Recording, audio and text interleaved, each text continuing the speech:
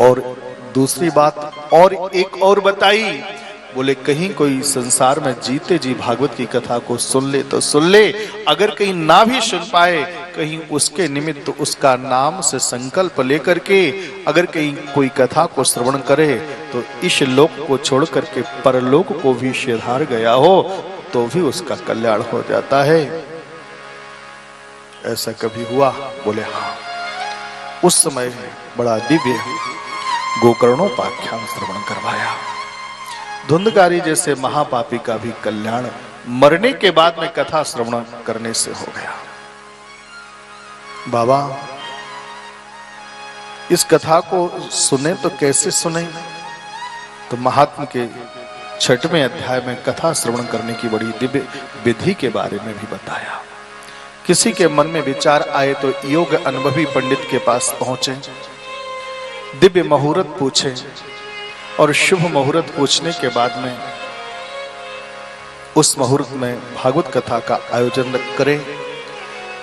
सभी लोगों से निवेदन करें, आमंत्रण दें, भैया हमारे यहाँ 7 दिनों तक संतों का समागम रहेगा, ब्राह्मणों का समागम रहेगा, भगवान की कथा कीर्तन होगा, भोजन भंडारा होगा। आप सभी लोग हमारे यहाँ कथा श्रवण हेतु अवश्य पधारें।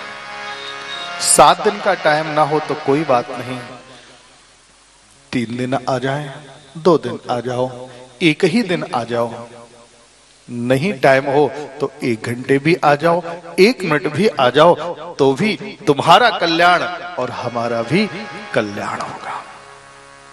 ऐसा सबसे निवेदन करें। ध्यान रखें, ना जाने किस रूप में नारायण मिल जाएं। हमारे यहां जो भी अतिथि आए, कलयुग में भगवान तो बांसुरी बजाते हुए आ रहे ऐसा शायद ही किसी को दिखाई देता हो, लेकिन हाँ उनकी कृपा का आभास जरूर सबको हो जाता है। हो सकता है किसके रूप में किस रूप में भगवान आ जाएं।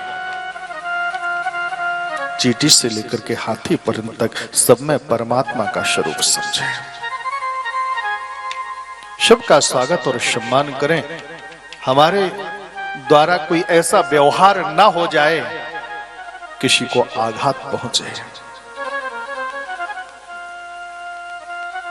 तत्पश्चात 7 दिन तक जो प्राणी बड़ी सावधानी से कथा को श्रवण करते हैं, उनका वो प्राणी इस लोक में तो सुख भोगते ही हैं, लेकिन परलोक में निवास करने वाले उनके पितृगण भी सुख भोगा करते हैं।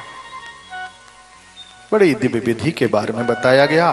यहाँ पर श्रीमद् भागवत महापुराण के महात्म के 6 अध्याय पूर्ण हुए और यहाँ तक की कथा कल की कथा में आप सभी भक्तों ने श्रवण करी। यहाँ से शुभारंभ होती है श्रीमद् भागवत महापुराण के प्रथम स्कंद की कथा। श्रीमद् भागवत महापुराण के प्रथम स्कंद में व्यास जी का बड़ा दिव्य मंगलाचरण